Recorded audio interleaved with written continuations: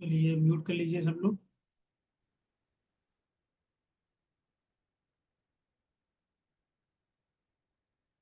तो चारों के चारों आपको क्लियर है सभी को? कोई भी डाउट किसी में भी? एब्सोल्यूट राइट, लिमिटेड, क्वालिफाइड और अनक्वालिफाइड। यहाँ पर ये क्वेश्चन पूछ रहे थे कि जो ह्यूमन राइट्स होते हैं which protect right to life but allow judicial death penalty. इसका मतलब है कि यहाँ पर चर्चा की जा रही थी कि जो अधिकार है, जो फंडामेंटल राइट है, that can be subjected to any in limitations or we can say some kind of restrictions in a particular circumstances। किसी किसी केस में उनको हम रोक देते हैं, रेस्ट्रिक्ट कर देते हैं। बताइए, बोलिए, क्लियर है?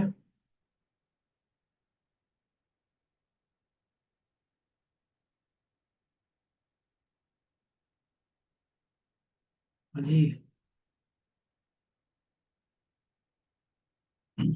सभी सभी लोग आंसर दीजिए, please reply.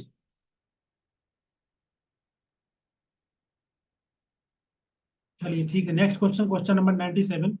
The part 3 of Indian constitution has very well been described as the heart of India, bill of rights of India, Magna Carta और हेरिटेज। देखो इसका आंसर जो है क्या हो सकता है? देखो हेरिटेज तो होगा नहीं, ये तो बस ऑप्शन बनाने के लिए लिख दिया, कोई लॉजिक नहीं है ना इसका। यहाँ पर प्रॉपर बात कर रहे हैं कॉन्स्टिट्यूशन ऑफ इंडिया की, यार पार्ट भी बता रहे हैं कौन सा है। इट्स नॉट हेरिटेज और ना ही हृदय है। सब लोग आंसर मार्क कर रहे हैं थ्री। थ्री क्यों होगा, बताइए?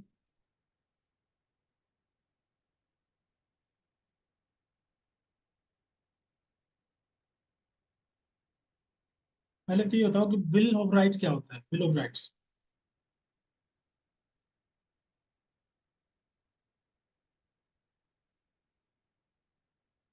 इसका मतलब है कि लिस्ट ऑफ राइट्स, वो सभी अधिकार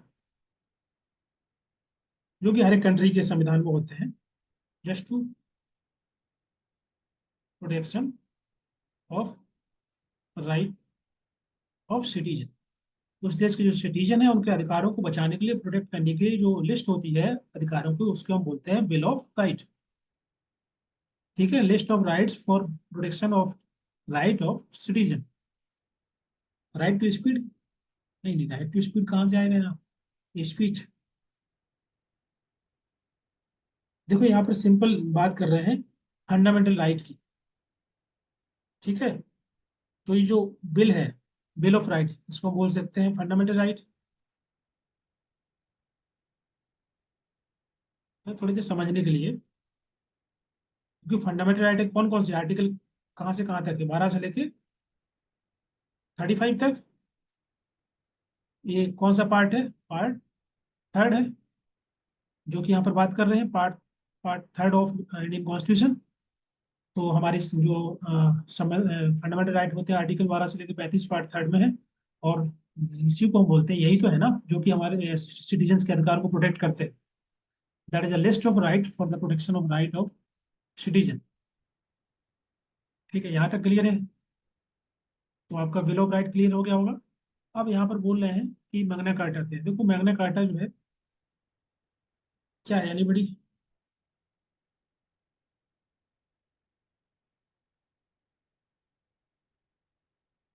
इसको दूसरे नाम से जानते हैं, that is a great charter. ये साइन किया गया था किसके द्वारा? जो किंग थे ऑफ इंग्लैंड, उनके द्वारा इसको साइन किया गया था 1215। तो ये जो डॉक्यूमेंट था, यही जो डॉक्यूमेंट है माना जाता है बेस, या बोल सकते हैं शुरुआत, जहां से हुई जो कॉन्स्टिट्यूशन लॉ की, संवैधानिक कानूनों की, ह्यूमन राइट्स की, या जो कॉन्स्टिट्यूशन प्रोविजंस थे, कॉन्स्टिट्यूशनल अधिकार थे, लॉ थे, उनके लिए जो बेस बना, वो जो डॉक्यूमेंट बना, that is the great charter, या उसको बोलते हैं मैग्ना कार्टा, जो कि साइन किया गया था जो इंग्लैंड के शासक थे, राजा थे जॉन, उनके द्वारा 1215 के अंदर। ठीक है, इसका मतलब ये हुआ कि उनके पास जो अधिकार थे ना, बहुत ज़्यादा पावर थी। ओके, जो मोनार्क पावर होती है मतलब उस टाइम पे थी, तो उसको कम कर दिया गया था, रेस्ट्रिक्ट कर दिया गया था। हाँ, जो कुछ प्रिविलेज जो कि अभी भी है, आप देखते होंगे उनके पास कुछ अधिकार अभी भी है ज़्यादा। लेकिन हाँ, जो बहुत ज़्यादा पावर थी उसको लिमिट कर दिया गया था, ताकि जो ह्यूमन राइट्स और जो कॉन्स्टिट्यूशन लॉ है उनके आधार पर चलाया जाए देश को। तो ये डॉक्यूमेंट जो था वो बेस माना जाता है। हर देश के अंदर जितने भी जो फंडामेंटल राइट होते हैं उनको, जो लिस्ट ऑफ राइट्स होते हैं जिनको हम बिल ऑफ राइट्स बोलते हैं, सभी संविधान में रहता है। ठीक, ये थोड़ा सा हिस्ट्री है। तो अब इसका राइट आंसर ऑप्शन जो दिया है, आंसर की वो थ्री दिए।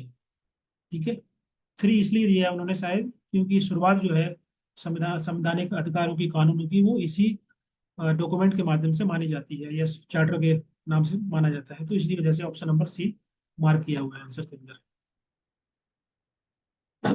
ठीक है, बाद में ये जो है ग्रेट चार्टर था इंग्लैंड के संविधान में, कॉन्स्टिट्यूशन के अंदर ऐड किया गया, जिसको बोलते हैं England bill of right, bill of rights, 1689 में। इसके बाद फिर यूएसए के अंदर भी, यूएसए का जो संविधान बना उसमें भी बिल ऑफ राइट को ऐड किया गया। जो बात कर रहे थे, बिल ऑफ राइट का मतलब वही कि लिस्ट ऑफ राइट्स जो कि सिटीजन्स को दिए जाते हैं, right of citizen that protect, उनको हम बचाते हैं, प्रोटेक्ट करते हैं, जो फंडामेंटल राइट होते हैं। समझ में आ गया? तो बोल सकते हैं कि जो बेसिकली मैग्ना कार्टा था, जो डॉक्यूमेंट था, बोल सकते हैं कि डेमोक्रेटिक गवर्नेंस को बढ़ावा देने के लिए या शुरुआत करने के लिए एक काइंड ऑफ बेस या डॉक्यूमेंट की तरह काम किया उसने। और ह्यूमन राइट्स को बचाना, प्रोटेक्ट करना, और लीगल पॉलिटिकल एक जो विचारधारा है, थॉट आइडियोलॉजी है, उसका जो शुरुआत हुई थी वो इसी डॉक्यूमेंट से, इसी चार्टर से, इसी ग्रेट चार्टर से शुरुआत हुई थी।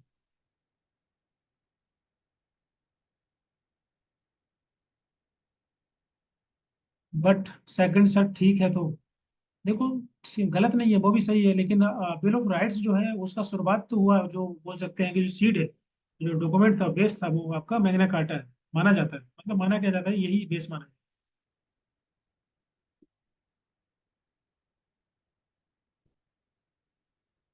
समझ में आ रहा है मैं क्या बता रहा था? देखो, अगर आप सिंपल तरीके से ट्रेस करेंगे कि part third of Indian constitution, this is the part third of Indian constitution which have article from 12 to 35, and that is a fundamental right. So जो भी अधिकार, फंडामेंटल अधिकार होते हैं, जो लोगों के, सिटीजन्स के, उनको प्रोटेक्ट करना, जो लिस्ट होती है अधिकारों की, उसको ही हम बोलते हैं bill of rights. That is the list of right for the protection of right of citizen, and these are the, यहाँ पर पार्ट थर्ड बोला गया है, तो वो आपके हमारे फंडामेंटल राइट है। तो ये हो गया। अब ये कहाँ से ड्राइव हुआ है, जो बिल ऑफ राइट्स कहाँ से ड्राइव हुआ है, that is drive from this document, that is the Magna Carta और ग्रेट चार्टर, जो कि साइन किया गया था इंग्लैंड के राजा के द्वारा 1215 में। ठीक है, उन्होंने अपनी पावर को, जो पावर थी उसको कम करके, और वहाँ पर जो है कॉन्स्टिट्यूशन लॉ प्रोविजंस को ऐड किया, ताकि वहाँ पर प्रॉपर डेमोक्रेसी को जो है शुरुआत किया जा सके, या बोल सकते हैं जो सीट थी डेमोक्रेसी की वहाँ से स्टार्ट हुई। ह्यूमन राइट्स को बचाना, प्रोटेक्ट करना, और लीगल और पॉलिटिकल थॉट्स को, विचारधारा को जन्म देना, that is a starting point. ठीक है, इसी वजह से इसको हम ऑप्शन नंबर सी को मार्क कर सकते हैं।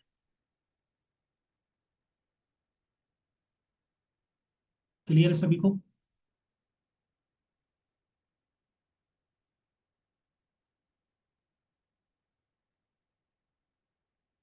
बोलिए।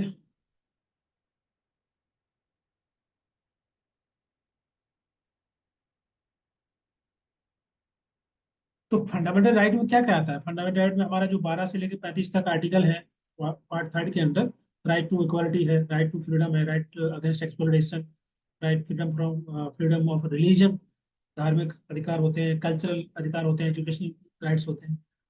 ठीक है, constitution remedy article 32 very important exam के लिए। ये सभी अधिकार हमारी फंडामेंटल राइट के अंदर आते हैं। चलिए आगे बढ़ते हैं।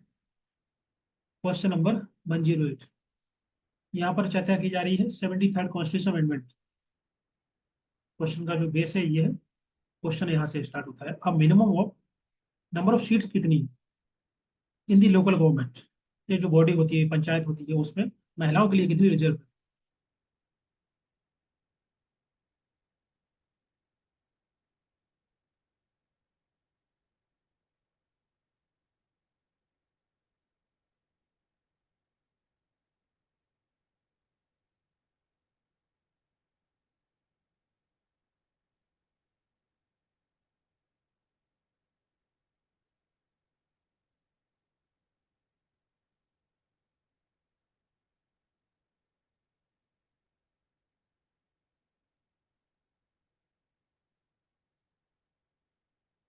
दोनों की चर्चा कर लेते हैं यहाँ। ठीक है, क्या आंसर दे रहे हैं सब लोग? फोर्थ, मतलब सभी का सही आंसर है। ठीक। ये जो 73rd कॉन्स्टिट्यूशनल अमेंडमेंट और 74th कॉन्स्टिट्यूशनल अमेंडमेंट जो है, कब इंट्रोड्यूस किया गया था?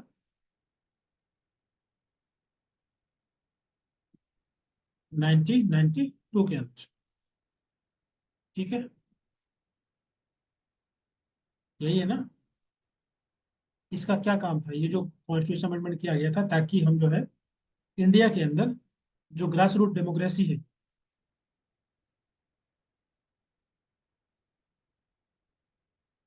उसको प्रमोट कर पाए। इसका मतलब जो पावर है, और क्या करना है? डिसेंट्रलाइज करना। यही है ना? तभी तो ग्रास रूट डेमोक्रेसी फ्लरिश हो पाएगी, आगे बढ़ पाएगी, प्रमोट हो पाएगी, जब हम पावर को, जो सेंट्रलाइज पावर है, जो सेंट्रल गवर्नमेंट के पास रहती है, स्टेट गवर्नमेंट के पास रहती है, उसको हम डिसेंट्रलाइज करेंगे। डिसेंट्रलाइज करके कहाँ ले जाएंगे?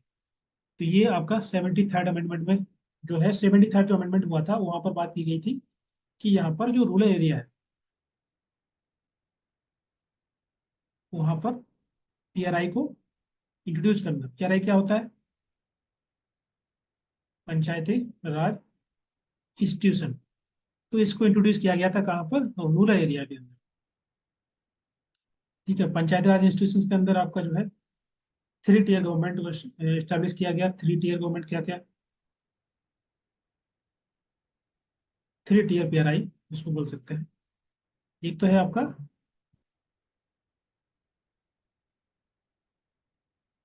ग्राम पंचायत, विलेज लेवल पर। दूसरा है पंचायत समिति, ब्लॉक लेवल पर। और जिला परिषद, ये आपका डिस्ट्रिक्ट लेवल पर। ठीक है, ब्लॉक या तालुका जो भी बोल सकते हो आप लोग। हाँ, तो ये 3 टियर पीआरआई यहाँ पर एस्टेब्लिश की गई इन दी रूरल एरिया में अंडर आर्टिकल 73 कॉन्स्टिट्यूशन अमेंडमेंट। और उसके अलावा और भी इसके कुछ प्रोविजंस थे किसी किसी के अंदर, ये पीआरआई के अंदर 73rd कॉन्स्टिट्यूशन अमेंडमेंट के अंदर। इसमें कुछ प्रोविजंस किए गए थे कि स्पेशली एससी एसटी और महिलाओं के लिए कुछ सीट जो होंगे वो रिजर्व होंगी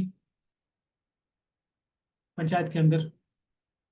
इसके अलावा और भी प्रोविजन है कि जो स्टेट के अंदर, राज्य के अंदर जो है, एक इलेक्शन कमीशन बनाया जाएगा जो कि पंचायत के इलेक्शन कराएगा। एक फाइनेंस कमीशन बनाया जाएगा जो कि पंचायत को जो फाइनेंशियल रिसोर्सेज होते हैं वो प्रोवाइड करेगा। ठीक है। और जो गांव, ग्रामीण लेवल पे जो भी आपका इंस्टीट्यूशन है उनको पावर दी जाएगी कि जो गांव के जो भी मसले हैं, मुद्दे हैं, उनको वो लोग अपने हिसाब से टैकल करें। ये शिक्षा का, हेल्थ है, एजुकेशन है, या छोटे मोटे सोशल कंफ्लिक्ट है, they can easily handle by the gram pradhan. तो इस प्रकार से कुछ अधिकार दिए गए थे। तो ये कुछ प्रोविजंस थे 73rd कॉन्स्टिट्यूशन अमेंडमेंट के। रूरल एरिया में पीआरआई को स्टैब्लिश करना। And 3 tier PRI, that is village level, block level and district level, gram panchayat, panchayat samiti and जिला परिषद। ठीक है। नेक्स्ट है आपका 74th कॉन्स्टिट्यूशन अमेंडमेंट। ये कहाँ हुआ था? ये अर्बन एरिया, ये अर्बन एरिया के लिए किया गया था, जहाँ पर क्या इंट्रोड्यूस किया गया? म्यूनसिपैलिटी को। अर्बन एरिया में म्यूनसिपैलिटी को बनाया जाएगा ताकि उनके जो भी लोकल अफेयर है, लोकल अफेयर मतलब जो भी लोकल इश्यू है या किसी भी चीज को लेकर के, दे can easily handle, they can easily govern. Local government या जो भी बेसिक कम्युनिटी सर्विसेज दी जाती है शहरों में, आप देखा होगा या म्यूनसिपैलिटी में, वो जो वहाँ की म्यूनसिपैलिटी होती है, ऑफिस होती है या म्यूनसिपैलिटी गवर्नेंस होती है, वो उसको हैंडल करती है, मैनेज करती है सब कुछ, है ना? तो ये सभी के सभी अधिकार म्यूनसिपैलिटी को दिए गए थे, जो कि जिस प्रकार से विलेज एरिया में, रूरल एरिया में आपका पीआरआई स्टैब्लिश हुआ, इसी प्रकार से यहाँ पर भी आपका 3 लेवल पे, क्या बोल सकते हैं कि 3 टाइप की म्यूनसिपैलिटी होती है। पहला होता है आपका नगर पंचायत, दूसरा म्यूनसिपल काउंसिल, और दूसरा municipal corporation, corporation at a larger urban area, जहाँ बड़े शहर जो होते हैं। और बाकी के प्रोविजन ये वाले सेम है कि इलेक्शन कमीशन का गठित करना राज्य में, और फाइनेंस कमीशन का जो कि यहाँ पर फाइनेंशियल रिसोर्सेज देंगे, इसके अलावा इलेक्शन कराएंगे। और S C S T OBC के लिए रिजर्व सीट को रिजर्व करना। दोनों क्लियर हो गए, 73rd और 74?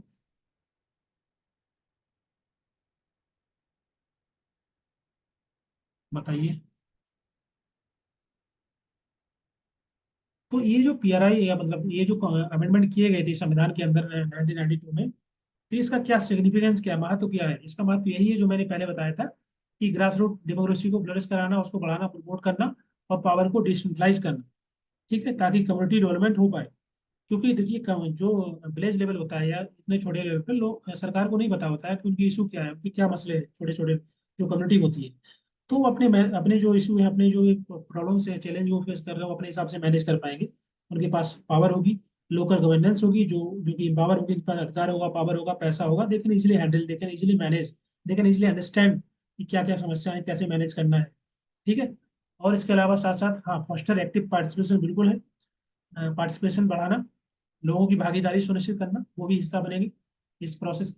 इसके अलावा सोशल इंक्लूजन, जिसमें महिलाओं को भी भागीदारी मिल रही है, इसमें जो है सीट्स का जो रिजर्वेशन है, SC ST जो भी vulnerable सेक्शन है सोसाइटी का, अंडर प्रिविलेज कैटेगरी है, उनको भी मौका मिलेगा, they can become the part of the governance. So social inclusion भी बढ़ेगा इससे। और जिम्मेदारी, अकाउंटेबिलिटी वो भी फिक्स होगी, क्योंकि अब अधिकार उनके पास खुद है, they can also manage their affair. So these are the some significance of these constitution amendment 73rd and 74th। Promote sense of belongingness, हाँ ठीक है, ये भी हो सकता है, कमिटी डेवलपमेंट के अंदर ये भी आ जाएगा।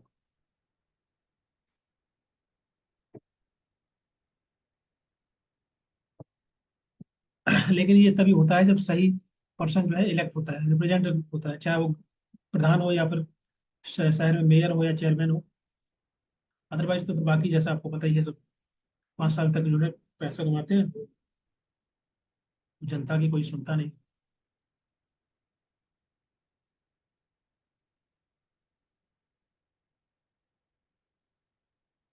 आगे बढ़े, दोनों समझ में आ गए, ये बहुत इंपॉर्टेंट है एग्जाम के लिए।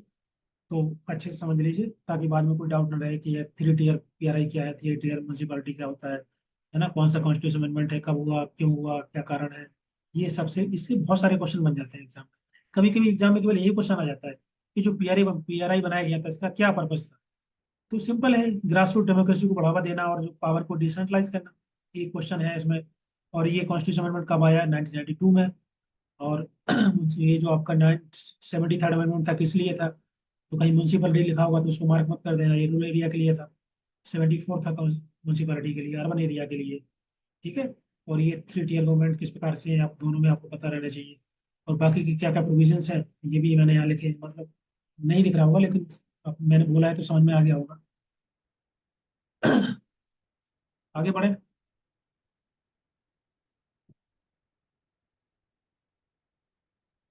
बोलिए। बाकी लोग बोलिए।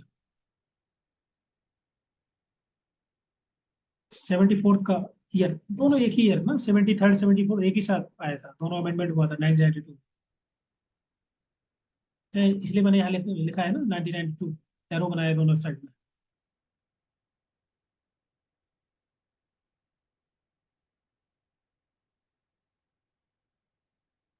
चलिए आगे बढ़ते हैं, क्वेश्चन नंबर 128। अब देखो वो क्वेश्चन हम लोग डिस्कस किए थे 2 3 क्वेश्चन पहले। Equal pay for equal work. अब बताइए, is a one of the principle of policy to be followed by the state for ensuring, किस चीज को इंश्योर करने के लिए ये बात की गई थी? तो कौन सा आर्टिकल था अभी डिस्कस किए थे, बताइए अगर याद होगा आप लोगों को, जिसमें इक्वल पे इक्वल वर्क की बात की, समान काम के लिए समान वेतन। हम्म,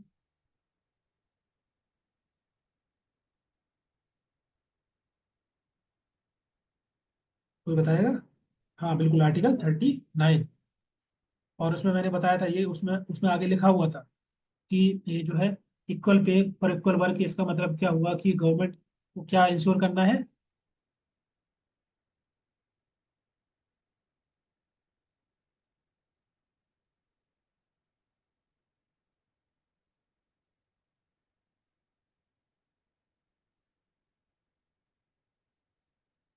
क्या आंसर होगा इसका? 39, 39 है, 39।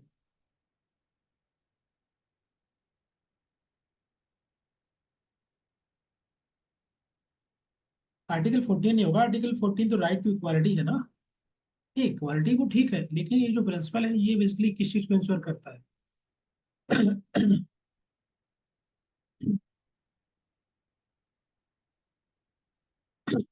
सॉरी, ये इंश्योर करता है, ये बोल सकते हैं ये जो प्रिंसिपल है, इसका उद्देश्य होता है कि सोशल जस्टिस को इंश्योर करना। सोशल जस्टिस का मतलब क्या होता है? सोशल जस्टिस का मतलब होता है कि जहाँ पर हम सोसाइटी एक फेयर और इक्विटेबल सोसाइटी हम बनाएं, जहाँ पर सभी को इक्वल अपॉर्चुनिटी मिले, सबको अधिकार मिले, ठीक है, और सबको बराबर वेतन मिले समान काम के लिए, चाहे वो महिलाएं हो या कोई भी हो, जेंडर कोई भी, जिस कोई भी रेस हो, कोई भी कास्ट का हो, कोई भी सोशल बैकग्राउंड हो उसका, सभी को बराबर वेतन मिलना चाहिए समान काम के लिए। और तो उसको हम बोलेंगे सोशल जस्टिस इंश्योर करना। So this is the one of the principle of policy that to be follow by the state for ensuring the social justice. ठीक है। अब दूसरा इसमें बात आता है कि इकोनॉमिक जस्टिस क्यों नहीं होगा, क्योंकि यहाँ पर बात कर रहे हैं समान वेतन की। तो देखिए, इकोनॉमिक जस्टिस हो सकता है, बिल्कुल हो सकता है, लेकिन इसका जो सही आंसर होगा वो आपका सोशल जस्टिस ही होगा। सोशल जस्टिस का मतलब ये होता है कि हम ऐसी सोसाइटी क्रिएट कर रहे हैं, ऐसी बना रहे हैं जहाँ पर सबको बराबर मौके मिल रहे हैं, फेयर और इक्विटेबल सोसाइटी क्रिएट कर रहे हैं, सबको बराबर अपॉर्चुनिटी मिलेगी, ओके, सबके बराबर अधिकार है। तो इसका मतलब कहीं ना कहीं हम बात कर रहे हैं कि इक्वल पे इक्वल वर्क को डायरेक्ट एड्रेस कर रहे हैं, ठीक है। और जो इकोनॉमिक जस्टिस है वो भी ठीक है, क्योंकि अगर हम equal pay and equal work करेंगे, इसका मतलब है कि उससे क्या होगा, that contribute to economic justice. Okay, अगर वेज में किसी प्रकार का डिस्क्रिमिनेशन नहीं होगा उस रूप में, तो कहीं ना कहीं इकोनॉमिक जस्टिस को भी कंट्रीब्यूशन होता है। तो ये मैन या सोल फोकस नहीं है इसका, तो इसी वजह से पहला वाला आंसर करेक्ट हो जाएगा। लेकिन आप आर्टिकल देखेंगे, आर्टिकल 39 के अंदर उसमें यही लिखा है, social and economic justice ensure करना। तो सोशल जस्टिस हमारा पहले होगा, फिर बाद में कोई आएगा, ठीक है।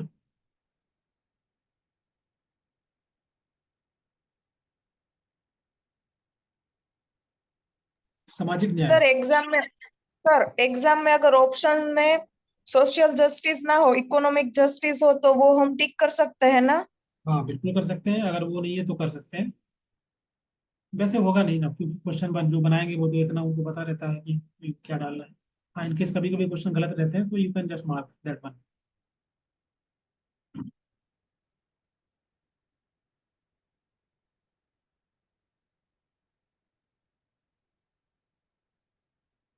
ओके, तो वेतन में अगर हम किसी प्रकार का डिस्क्रिमिनेशन नहीं करते हैं, इसका मतलब है कि हम इकोनॉमिक जस्टिस को इंश्योर कर रहे हैं, या बोल सकते हैं कि अगर हम इक्वल पे करेंगे इक्वल वर्क के लिए, that contribute to economic justice by preventing any kind of discrimination in base, in वेतन। चलिए नेक्स्ट क्वेश्चन, अच्छा क्वेश्चन नहीं है, इतने ही क्वेश्चन थे भाई। कितने क्वेश्चन है ये क्वेश्चन, ये सेकंड, एक मिनट इसको थोड़ा साफ कर देते हैं सुबह से। देखो ये क्वेश्चन तो डिफिकल्ट नहीं था आई थिंक, अगर आप लोग देखेंगे पढ़ेंगे, अभी अभी आप नोट्स में लगे, आप लोगों को पढ़ेंगे तो आपको समझ में आएगा। ये ज़्यादा डिफिकल्ट नहीं है, ठीक है।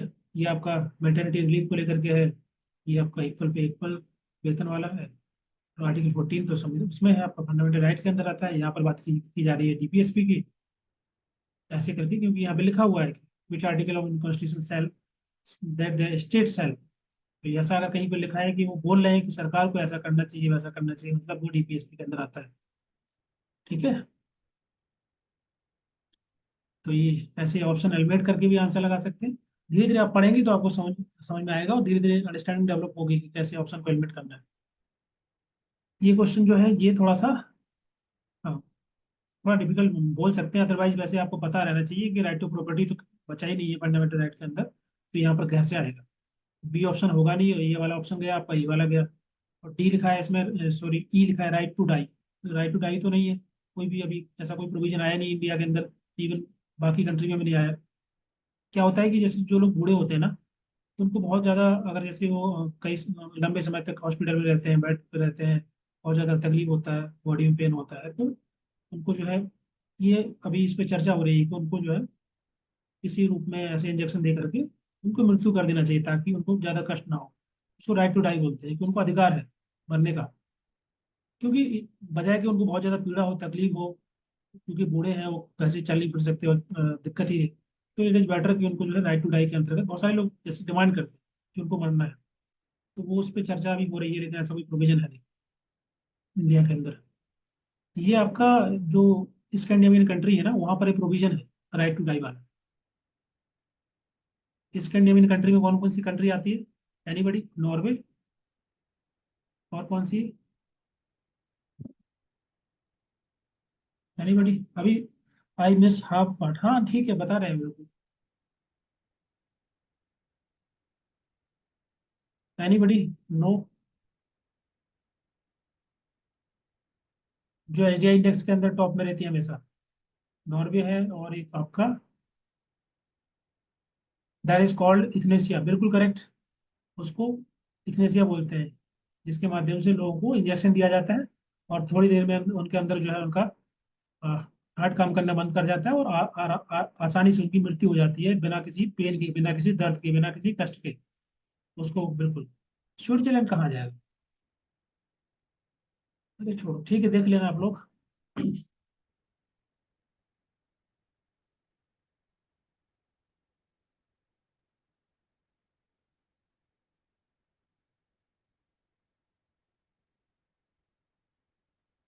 चलिए, ये हो गया।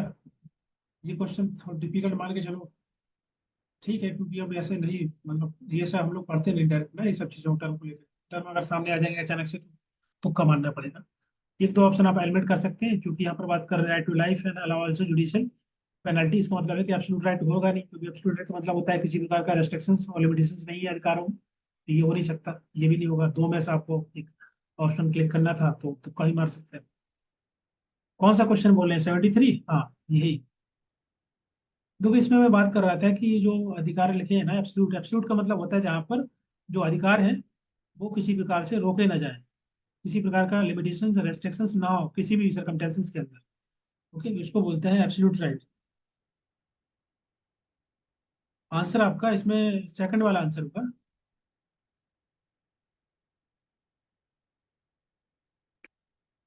ओके, ये क्वेश्चन भी थोड़ा सा ट्रिकी है, क्योंकि बिल ऑफ राइट्स और मैग्ना कार्टा में कन्फ्यूजन हो सकता है। ये तो इजी क्वेश्चन है, ये भी इजी क्वेश्चन है। दो क्वेश्चन आई थिंक थोड़ा सा डिफिकल्ट थे, बाकी तो इजी क्वेश्चन है। पांच क्वेश्चन आई थिंक।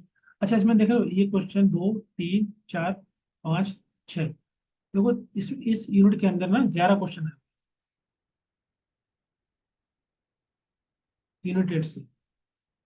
ये तो हमारे 6 हो गए, ये क्वेश्चन सिंपल, और 5 इसमें पैसेज। पैसेज भी हमारा सोशल जस्टिस को लेकर के है, तो बोल सकते हैं कि सोशल जस्टिस हमारा यूनिट 8 का पार्ट है, तो ये पैसेज भी हमारा इसी का हिस्सा होगा। तो 11 क्वेश्चन आपके इस यूनिट से आए हुए हैं। अब 11 से में आप देखेंगे कि ज्यादातर क्वेश्चन जो है हमारे कॉन्स्टिट्यूशन वाले पार्ट से है, संविधान वाला जो हिस्सा है। देखो, ये क्वेश्चन एक है, ये वाला भी है, ये वाला भी है, उसमें ये मान लो ह्यूमन राइट्स को लेकर के है, तो हटा सकते हैं, ठीक है, दो हो गया। ये तीसरा हो गया, चौथा हो गया, ये भी हो गया, और क्या है, ये पांचवा, ये हो गया। तो ज्यादातर क्वेश्चन आपका देखना कि ये आपका चैप्टर फर्स्ट है यूनिट 8 का, उससे ही क्वेश्चन आते हैं, तो प्लीज ध्यान रखना अच्छे से पढ़ के उसको आपको रिवाइज करना है कई बार, तो दैट कि आपके क्वेश्चन गलत ना हो। चैप्टर फर्स्ट, यूनिट 8, 11 क्वेश्चन आए हुए हैं इस बार, तो अच्छे से पढ़ना, ठीक है। और आज की क्लास यहीं पर एंड होती है। नेक्स्ट क्लास में हम लोग जून के क्वेश्चन डिस्कस करेंगे, इसी प्रकार से पीछे जाते हुए 3 4 साल के क्वेश्चन डिस्कस कर लेंगे।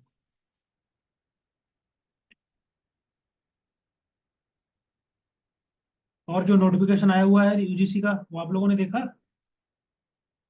अभी तो बड़ा मुश्किल है, अभी तो मतलब पहले क्या था कि नेट एक बार हो गया तो बस जिंदगी भर चलेगा वो, उसका वैलिडिटी जो है पूरा था, मतलब हमेशा के लिए था। जेआरएफ का था 2 साल, और कोविड के टाइम पे उन्होंने 3 साल कर दिया था। तो ये अभी क्या हो गया, अलग अलग कर दिया उन्होंने, कैटेगरी कर दी ना ऐसा कुछ। मुझे देखना पड़ेगा नोटिफिकेशन क्या है, किसी को पता है बताओ। बी अब 10 मिनट हम लोग ऐसे डिस्कस कर लेंगे। सर, ये अच्छी बात है, 3 कैटेगरी। देखिए, अच्छी बात है उसमें, सर देखो। इसमें हाँ, बताइए। मुझे पता है, शायद थोड़ा थोड़ा इसमें ये है कि अभी जो रिजल्ट आएगा वो 3 कैटेगरी में आएगा, फर्स्ट सेकंड थर्ड। फर्स्ट में जो आएगा वो नेट विथ जेआरएफ होगा, कि पीएचडी के लिए सिर्फ प्रपोजल ही देना होगा, तो एडमिशन हो जाएगा। सेकंड में हमारा नेट पास होगा कि आप असिस्टेंट प्रोफेसर के लिए एलिजिबल हो गए। और थर्ड में ऐसे होगा कि आपने नेट भी पास नहीं किया, जेआरएफ भी पास नहीं किया। ये रिजल्ट में 3 कैटेगरी देंगे, उसमें सब मेंशन होगा। तो देखो और अगर, ये रिजल्ट आपका 1 साल के लिए ही मान्य मान्य रहेगा। अच्छा ठीक है, एक मिनट में नोटिफिकेशन ओपन कर लेता हूँ तो मैं बता पाऊंगा अच्छे से। कि देखो इसमें जेआरएफ वाले में ये है कि आप एलिजिबल हैं जेआरएफ के लिए भी हैं, और साथ साथ आप पीएचडी, देखो इसमें ये बेनिफिट हो गया पीएचडी वालों के लिए, बेनिफिट है कि अगर पीएचडी आप करना चाहते हैं तो आप क्या, अभी क्या होता है कि जेआरएफ हो चाहे नेट हो, आपको एग्जाम देना पड़ता है, रिटन एग्जाम देना पड़ता है ना, बहुत सारी यूनिवर्सिटी के अंदर। तो अब वो खत्म हो गया, अब आपका जैसा स्कोर होगा उसके अनुसार आपको इंटरव्यू, डायरेक्ट इंटरव्यू देंगे आप, प्रपोजल लेकर के डायरेक्टली इंटरव्यू आपको देना है। ठीक है, अभी किसी प्रकार कोई एग्जाम नहीं करेगा कंडक्ट, स्पेशली जो आपके सेंट्रल गवर्नमेंट इंस्टीट्यूट होते हैं। असिस्टेंट प्रोफेसर के लिए जो एपीआई स्कोर देखा जाता है उसका क्या होगा, तो इस एपीआई स्कोर देखा जाएगा, उसमें तो बोला है ना कि 70% वेटेज किसका होगा, उसको थोड़ा देखना पड़ेगा, मैंने खुद अच्छे से पढ़ा नहीं है तो मैं बता नहीं पाऊंगा अभी, है ना। एक बार नोटिफिकेशन में सर पढ़ लो। शायद ये भी क्या? असिस्टेंट प्रोफेसर के लिए ये शायद था कि 70% मार्क तो आपके, जो नेट की हमारी यूजीसी की एग्जाम होगी 300 की, उसमें हाँ 70% तो होने ही चाहिए असिस्टेंट प्रोफेसर के लिए, ये था शायद। हाँ ठीक है, मैं अभी कैसे, ठीक है आप बोल रहे हैं तो मैं एक बार पढ़ लूंगा नोटिफिकेशन पर, अगली क्लास में बता दूंगा कैसे। देखो आप लोग अभी फिलहाल तो ये फोकस करो, नोटिफिकेशन करो साइड में, आपका वही टारगेट रहना चाहिए जेआरएफ। ठीक है, फिर आप किसी भी कैटेगरी में फिट बैठ जाएंगे तो ज़्यादा सोचने की जरूरत नहीं। सर जेआरएफ के लिए 3 ईयर वैलिडिटी है, अभी नहीं है, 2 ईयर है अभी, शायद पहले 3 था, कोविड के टाइम पे था, कर दिया था क्योंकि उस टाइम पे एडमिशन नहीं हो रहे थे ना कहीं, तो उन्होंने 1 साल बढ़ा दिया था।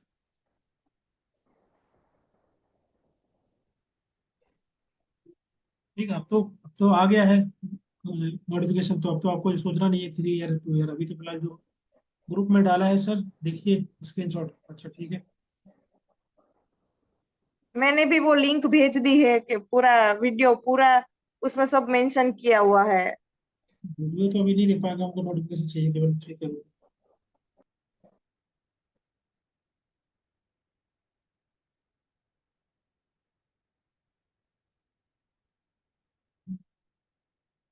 सर एक क्वेश्चन था, वो जेआरएफ आने के बाद हम कभी भी पीएचडी के लिए अप्लाई कर सकते हैं जेआरएफ नेट का रिजल्ट आने के बाद, कि ये ऐसे होता है कि वैकेंसी जब आएगी तभी हम अप्लाई कर सकते हैं?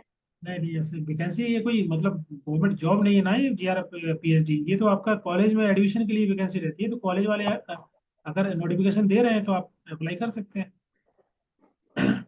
जैसे आप जो भी पीएचडी, मान लो आपको, मान लीजिए आपने क्या किया कि पीएचडी के लिए 5 यूनिवर्सिटी आपने सेलेक्ट की, कि हमको इन 5 यूनिवर्सिटी में ट्राई करना है, यहाँ कहीं एडमिशन हो जाएगा, तो आपको देखते रहना है कि 5 यूनिवर्सिटी के अंदर एडमिशन कब हो रहा है, एडमिशन होगा आप अप्लाई करेंगे, आपका एडमिशन हो जाएगा, आप वहाँ पर जो जेआरएफ का रजिस्ट्रेशन नंबर है वो आप वहाँ देंगे, तो आपका फेलोशिप स्टार्ट हो जाएगा, सिंपल है।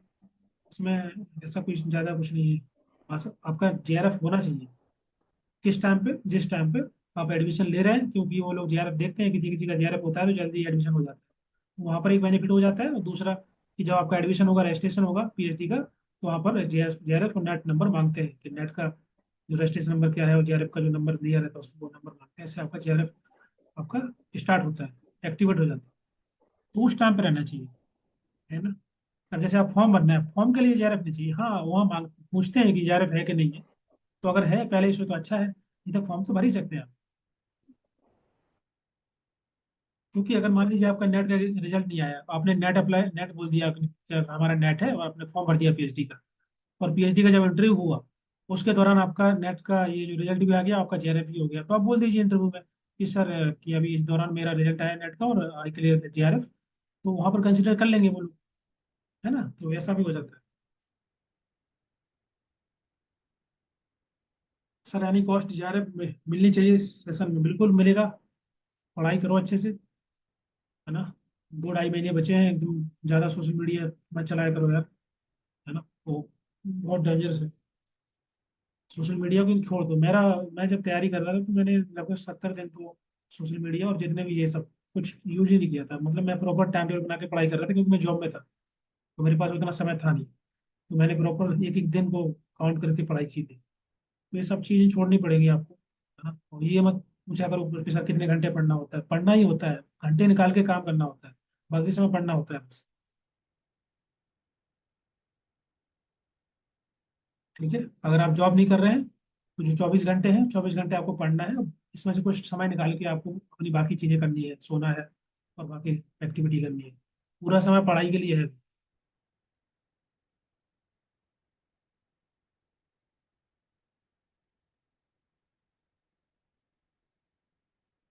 सर मुझे भी JRF चाहिए एट एनी कॉस्ट। देखो एट एनी कॉस्ट, तो उसके लिए आप एनी को पढ़ाई बढ़िया से करो, है ना, एकदम आंख बंद करके पूरा अच्छे से पढ़ते रहो, कुछ मत देखो इधर उधर। 1-2 महीने कहीं घूमने नहीं जाना, ना कोई शादी पार्टी, कुछ नहीं। पढ़ाई करो बस, सब वो देखो समय के लिए। जितना जल्दी आपका एग्जाम क्लियर हो जाएगा उतना अच्छा है। पता चला कि अभी आपने कुछ नंबर से रह गया, अब अगले दिसंबर के लिए उन्होंने सिलेबस चेंज कर दिया, सिलेबस चेंज होने होना है। तो फिर आपका फिर कुछ नई चीज़ ऐड की जाएगी, उसमें नए स्टूडेंट आएंगे, फिर वहाँ कंपटीशन अलग होगा। तो बेहतर है कि 2.5 महीने के अंदर एकदम भरपूर से मेहनत करो, पूरा समय दो, अच्छे से टाइम दो। कुछ इधर उधर ज़्यादा मत सोचो, ठीक है, कि आपको इधर जाना है, मूवी देखने जाना है, किसी की शादी है, दोस्त की शादी है, रिलेटिव की शादी है, वहाँ जाना है। ठीक है, 1-2 महीने के लिए लोग बुरा मानेंगे, आपका जब JRF हो जाएगा तो सब खुश हो जाएंगे। यही सब चीज़ें। ठीक है।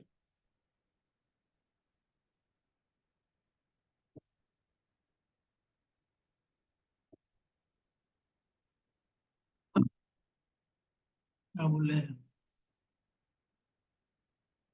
सर? अगर सबको ठीक लगे तो हमारा स्टूडेंट का ग्रुप बना दीजिए व्हाट्सएप पे, जिसमें हम सब मिल करके प्रिपेयर कर सकते हैं। अच्छा, वो जो टेलीग्राम ग्रुप है उसमें मिल करके प्रिपरेशन नहीं हो रहा है आपका? हाँ, ग्रुप तो ग्रुप होता है ना, आपको टेक्स्ट करना है उसके अंदर, तो टेक्स्ट तो उसमें भी कर सकते हैं। नहीं, बना दूंगा मैं, मतलब मुझे ऐसा कोई इशू नहीं है। सर सब आंसर नहीं करना। अच्छा, व्हाट्सएप पे सब लोग आंसर करेंगे ऐसा लगता है आपको? क्योंकि व्हाट्सएप चलाते रहते हैं दिन भर, इसलिए। हम्म, क्या मतलब? आप पूछ लीजिए जिनको ऐड होना है, उसी के वो करना। देखो मुझे व्हाट्सएप बनाने, ग्रुप बनाने में क्या ही प्रॉब्लम है, क्योंकि उसमें ऐसा तो है नहीं पैसा लगता हो। बट मेरा कंसर्न यही है कि अगर आपको आंसर देने हैं, आपको रिप्लाई करना है, आपस में डिस्कशन करना है, तो टेलीग्राम ग्रुप भी बुरा नहीं है, उसमें भी डिस्कशन हो जाता है, उसमें भी आप पोस्ट कर सकते हैं, फोटो डाल सकते हैं उसमें, कुछ पूछ सकते हैं, सब डिस्कशन हो जाता है ना। तो if you really serious about the preparation then you can easily also discuss and question in the Telegram group also. और ऐसे मल्टीपल ग्रुप बना करके ऐसे पढ़ाई नहीं होती है, ठीक है? जितना कम ग्रुप हो, जितना कम किताबें हो, जितना कम आपके पास कंटेंट होगा, लिमिटेड कंटेंट होना चाहिए, जितना जरूरत है एग्जाम के लिए उतना पढ़ो, 4 बार पढ़ो, 5 बार पढ़ो, उसको रिवाइज करो बार बार, तो रिजल्ट अच्छा आता है और आराम से एग्जाम क्लियर हो जाएगा सर। आप जो UGC नेट का न्यू नोटिफिकेशन है वो प्लीज एक बार रीड करके एक्सप्लेन कर दीजिए।